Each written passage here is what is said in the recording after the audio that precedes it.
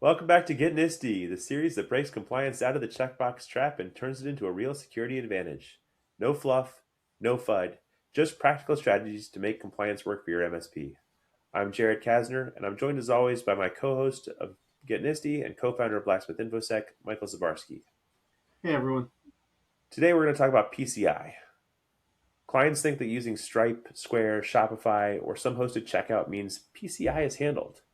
Sometimes that's true and sometimes not, and the MSP gets dragged in when the SAQ gets weird. Don't worry, we will define SAQ later in the episode. Question one today. We support a bunch of small retailers and nonprofits who use Shopify, Stripe, Square, or WordPress payment plugins. They keep telling us, don't worry, the processor handles PCI. Then they send us SAQs asking about scripts, access control, vulnerability scans, and change management. Where does the MSP's responsibility actually start and stop? So, Mike, first, SAQ, Self-assessment questionnaire, self-assessment questionnaire. Why is this relevant for PCI? because you can self-assess on the questionnaire. Yeah. um, So real quickly, PCI is the payment card industry standards for security. And so some of us, anybody who is taking credit card payments, regardless of how you are taking those credit card payments, is subject to PCI compliance. Period. End of story. You must be compliant with PCI if you are taking credit card payments in any form, even if you are outsourcing that to a third-party processor, using somebody else's point of sale system, um, anything else. If you are taking credit card payments, you must be PCI compliant. But there are different levels of PCI compliance, right? If you are the one actually processing the credit card payments, there's one level. If you are somebody who is just outsourcing that through an iframe or some other approach to a third-party processor and you never see the credit card number, it's a little bit different. And so, Mike, do you want to talk a little bit about the differences between the self-assessment questionnaires, the SAQs that one might be subject to, and where those apply? yeah, and so there's a couple different things here to touch on. And the first one really is even before you get to SAQs, it's the levels. So there's four levels for PCI. Level one is really if you're doing over 6 million transactions per year.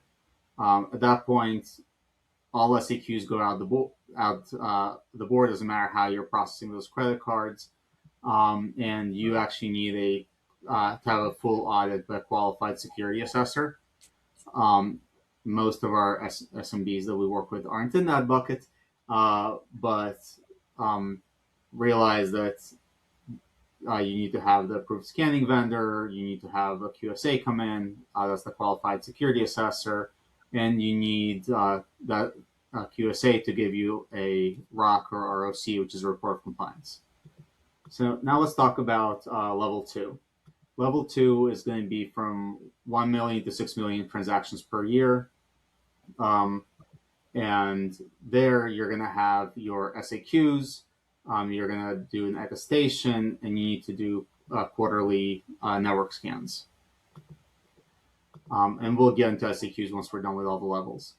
Level three is going to be 20,000 to 1,000, which is going to be very similar to the level two. Again, annual SAQ attestation and doing the quarterly scans. And same thing for fewer than 20,000. So they break it up a little bit, but realistically, it's two levels. One is over 6 million transactions, and everything else is the same if you're under that. The SAQs really are a question of how you accept credit cards. So I don't know if we want to go into each level of SAQ and Well, I how. mean, I think we can talk about the common modes for small businesses, right? Yeah, so there's going to be a couple. There's going to be the hey, we fully outsourced everything. We have a Stripe or whatever plugin on our website. We don't see and it's an iframe, so no credit card information actually touches our site. It goes straight into their iframe and goes out to them directly, and we just get the reports and the processing through them. So that's going to be the SAQ A is the easiest level. There's very few questions that you have to answer. The next one is So, going Mike, to let me pause you for a second because that applies for like an online or e-tail solution. What about for is a restaurant SAQA also? if they're using like a point of sale system? So it depends on how, and there's going to be a lot of it depends. Unfortunately, it depends on how that point of sale system is communicating with the processor. If it's communicating over your local network, then your network you're not going to be an SAQA. If it's communicating, a lot of the new ones like Square, etc., are doing going direct to the processor through some sort of built-in VPN, or over wireless or whatever else, then yes, it can be fully outsourced, with again, and your processor will dictate what level of SAQ you're doing based on how you're processing credit cards. Yeah. What if I'm a restaurant and I'm taking phone orders and I have somebody actually typing in credit card payments over the phone? Yeah, just don't do that. So here's the problem. There's different SAQ levels, and depending on how you take credit cards, you have to attest to the SAQ level of how you process credit cards. If you don't follow a single SAQ, you end up in SAQ D. So if you do, for example, hey, we're going to take credit cards over the phone and we're going to process them through our website via Stripe or whatever, you're going to end up in SAQD, which has a ton of controls because they're like, hey, you don't fit in this mold and you don't fit in this mold, so you have to fit into the box that contains all the molds. And so, Yeah. like with any other framework, it goes back to scoping and scoping how you process credit cards and making sure that you can limit the amount of work that you do. And there's a lot of great providers out there that make that scoping a lot easier because they are now building direct tunnels and virtual gateways into their POS systems too. Before, you used to have an old school POS system that would sit on your network, and you'd have to do network vulnerability scanning and making sure that nothing's installed on there, the whole 9 yards. Now, a lot of the POS systems that are sold are self-contained, and it's a direct encrypted tunnel back to the processor. And nothing ever actually touches your network fully, and so it makes it a lot easier to be compliant with PCI, which is why some of the processors out there, depending on again how you're accepting credit cards, and again they'll dictate all this for you, will take that burden off of you and say yes, you need to be PCI compliant. But we've made the lift so low that we honestly don't care about what you're doing.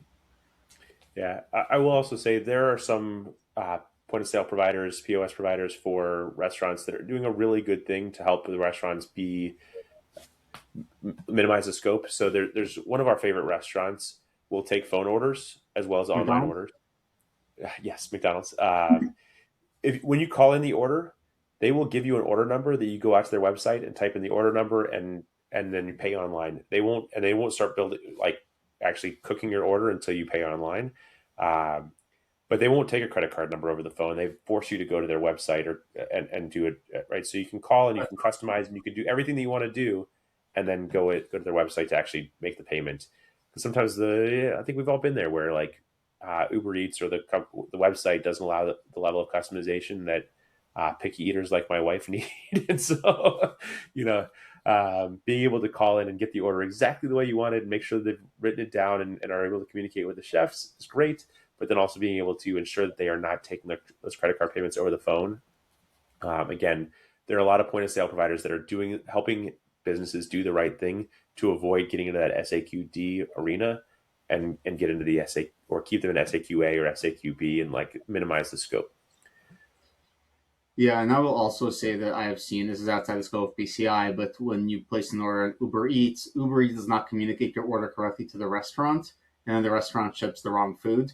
Because I've seen that happen as well. So I really like how this restaurant, this near your house, Jared, how they do that because that's awesome. Yeah, it's really cool. Cool. So that's a huge amount of backstory and definition of what PCI and SAQs are.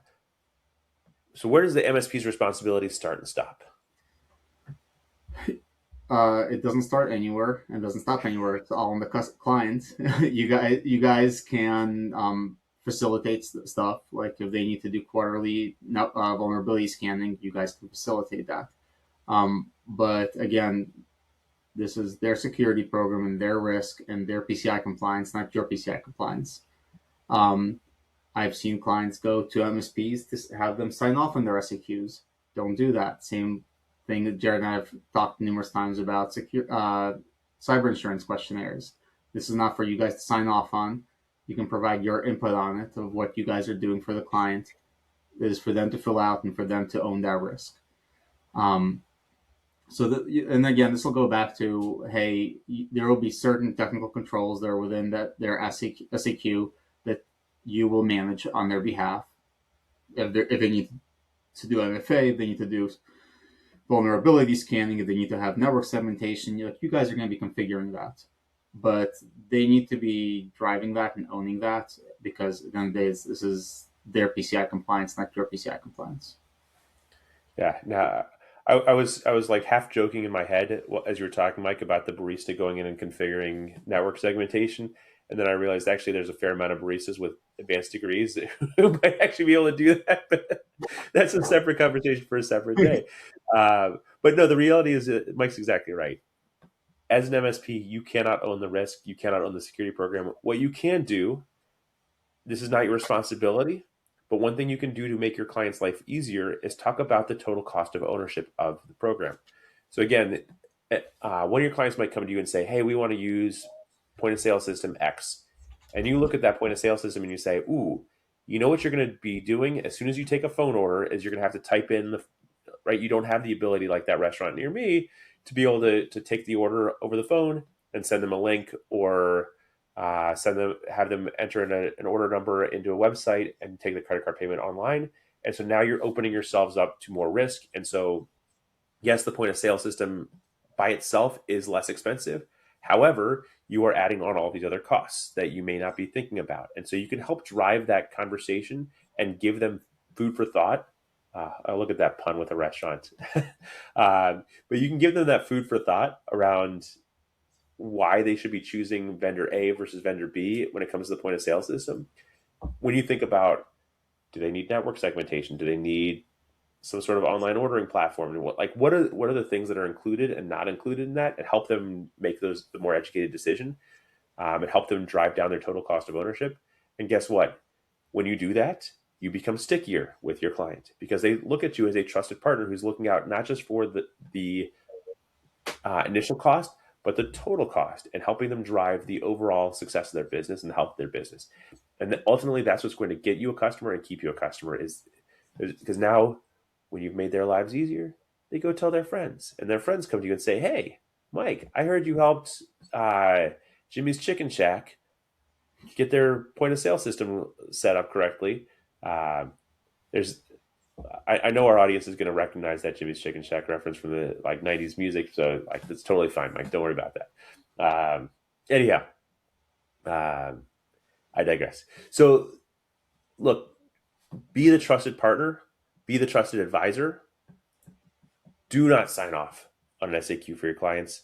You can help them fill it out. You can be that trusted partner and advisor, but you cannot own the risk for them.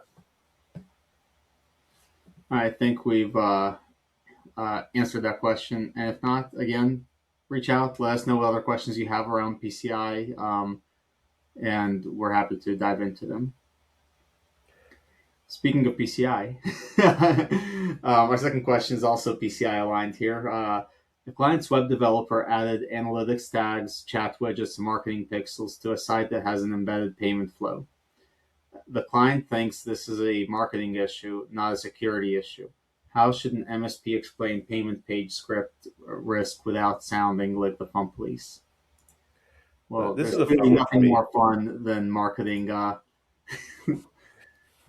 marketing scripts on a page. Yeah, this is a fun one for me. And so Google Tag Manager, that is cross-site scripting at its finest, right? Now it's licensed and it's authorized by Google, but essentially you are authorizing by putting Google Tag Manager onto a site, for example, you are allowing your marketing team to be able to embed other scripts that are not necessarily vetted. Now, theoretically, they're all going through Google Tag Manager, and so they theoretically are all fine. But you're adding things to your site that your developers don't necessarily know about. And so, guess what? It is, technically speaking, a security risk. It's one that almost every company is willing to accept because of all the other controls that are put around that. But you need to think about that. And so that's true whether it's embedded payment flow or not, right? So a lot of these marketing tools are giving you the ability to accept remote configuration, accept remote scripts, accept remote whatever else. And if you are not thinking about the security implications therein, you're causing problems. And so there are absolutely ways that you can work around this. You can put in a content security policy, and so you make sure that you are only allowing specific sources of data. You can even put in within that content security policy, you can put in what's called a nonce, and so that nonce is essentially an MD5 hash. But putting in that nonce allows you to say this is uh, a known and trusted not just source but also specific version of that code, and so that again you're giving yourselves the ability to avoid things that you're not aware of creeping into your site, and so you can prevent some of those third-party risks from creeping in that you're not aware of. And so again, you can kind of limit scope from a technology standpoint so that your marketing team gets what they need, your security team gets what they need, and you can all sleep well at night. And so I'm going to actually take a quick step back for a second because I've seen this question aside a little bit. One of the things that I've seen over my career is that most of the time MSPs do not manage the marketing site. Is a third party vendor, if there is one. I have seen where no one's managing it and the plugins aren't being updated, the PHP isn't being updated, if it's WordPress, the WordPress isn't being updated. So that's something else that you as an MSP can do. Again, not taking on management of their site because you guys are not developers. Please don't do that. But talking with the client to say, hey, who is managing your site? You should have a contract with them to make sure that they're updating all the plugins, the PHP, the WordPress, whatever it happens to be that's running the site. Making sure that everything is up to date because, again, you don't want to have vulnerabilities in the website, especially if the website is accepting payments. Yeah, and I will just add there are some MSPs that have web development capabilities and are doing that for their clients. And so to Mike's Yeah. point, if you are the vendor that is doing the web development, great. You can put that into your contract that you will be doing the updates and the upgrades and everything else and make sure that that's happening. What you need to be careful of is understanding who was responsible for that. And so I know Mike has talked about shared responsibility matrices before, but understand who is responsible for patching the software. Is it you as the MSP? Is it the web developer? Is it the client? Is it somewhere in between? Like who owns that and is making sure that it happens? And if you're responsible for it, if you agree to do that with your client, guess what? You need to be doing that, right? And so, and that's going to go beyond any of the chat widgets or analytics tags, right? Like WordPress is a wonderful and weird and scary technology that works great when it works and works less great when it doesn't work, and becomes because it's the most widely used platform for custom websites. It means it's the most widely attacked platform for custom websites, which means you need to keep it patched and be on top of things and looking at your plugins and how you're using things and maybe not putting in the plugins. Guess what? A plugin is still vulnerable and creates a vulnerability even if it's disabled. The code is still there.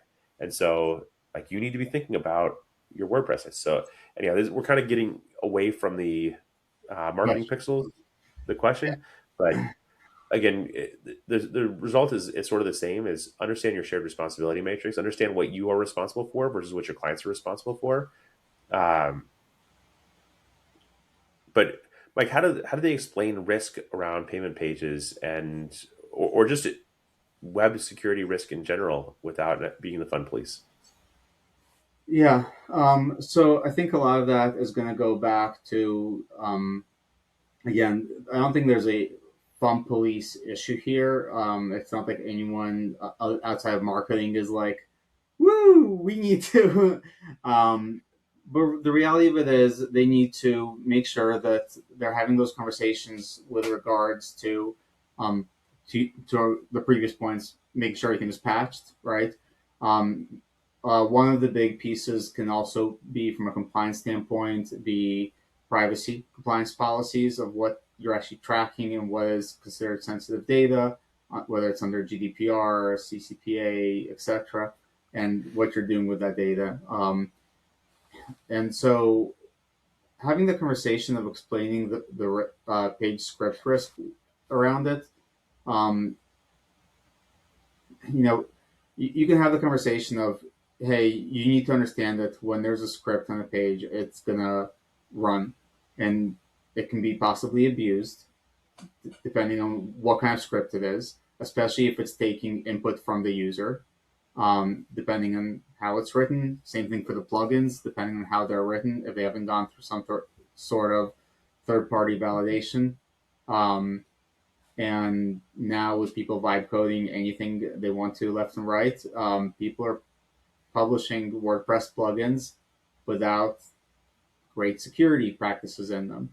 And so this goes back to your supply chain risk management piece as well of like, hey, this is a new vendor we're now dealing with because the vendor is not WordPress. The vendor is whoever created that plugin for that's going to go into WordPress. And how do we make sure that it doesn't have the ability to change things on our site because you don't want to deal with website defacement, to make sure that it doesn't have the ability to capture things that we aren't supposed to be capturing, to make sure that it's not going to be somehow intercepting the Stripe high frame data as you enter it. So one of the reasons to not allow scripts to run on your payment page.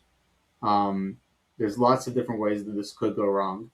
And I don't think any of it is being fun police. I think all of it is just a, hey, this needs to follow the rest of our policies and the rest of our security program like everything else. And people just don't always necessarily think about it as holistically as a security practitioner does, that says, hey, we have this thing and it's not a new thing. How does this fit into all the other things we're already doing, right? Yep. Yeah, I will say the fastest way to get yourself kicked out of the room and never invited back is to say no. Yep. Right? Instead, work with your client to understand the risks and help them figure out how to achieve their business goal while also staying secure. Yep. Right? That's security program 101. Right? And I think it's the piece that is so often missed. So many of security professionals, IT professionals, all of us, we are so used to just saying no. And when you become no, the department of no, then you become the department of not in the room. And when you're the department of not in the room, guess what? All this, I'm going to put it bluntly, all this shit happens whether you want it to or not. And you become, you create shadow IT, which just occurred to me, shadow IT, like that's you're yeah, boo, whatever. But like the reality is, like, you are creating the problem that you're trying to avoid by being the department of no. So make sure you stay in the room by saying yes. And the way you say yes is not by just saying, oh, yeah, of course we can do that. It's, ooh, that's a great idea. Let's talk about let me understand your business objectives here. You want to make sure you know when somebody clicks on the buy button. You want to know when X, Y, and Z happen. Like, you want to understand these things. You want to be able to track conversions. I get that. Great. Let's talk about how we do that in a safe and secure way. Let's make sure that we're picking a vendor that we know is tracking data correctly and safely. Let's pick a method for doing this. Maybe we move a lot of that to the back end, so we're not having to do that on the front end, right? So there's a lot of different ways that we can think about this tracking that achieves the business goals without creating problems for from a security and compliance standpoint, right? So be the department of like, take a page out of the improv book. Mike and I talk about this all the time, right? Be the department of yes and instead of no but, right? And if the software is truly unsafe, and I've had this conversation numerous times, don't say no, don't do this. Say, hey, this software is unsafe, but here's 3 other competitors do the same thing that we can choose from that do this securely and safely. And Yep. you want to limit your risk, let's look at these and vet them. Yeah. And again, even when the vendor is safe, the method might not be safe, right? So it's, if you look at it and say the vendor's not safe, here are the alternatives. The method's not safe, here are the alternatives. Right? When you can show a way of achieving the business outcomes, especially if you can do it at lower cost or cost neutral, right? Sometimes it's not going to be possible. Sometimes you're going to have to spend more, right? We get that. Yeah. At the end of the day, though, the more you can do to be the trusted partner, the more you're going to be invited back into the room, the more you can help keep your clients safe over time. Cool. Well, I think we've answered that. All right. Well, thank you all for joining us today. If you enjoyed today's content, please share this episode with a friend. If you join us for the first time, hitting that follow button helps others discover us in the future and means you won't miss an episode. And as always, you can submit your own questions at blacksmithinfosec.com/ask. See you all next week. Get NIST-y.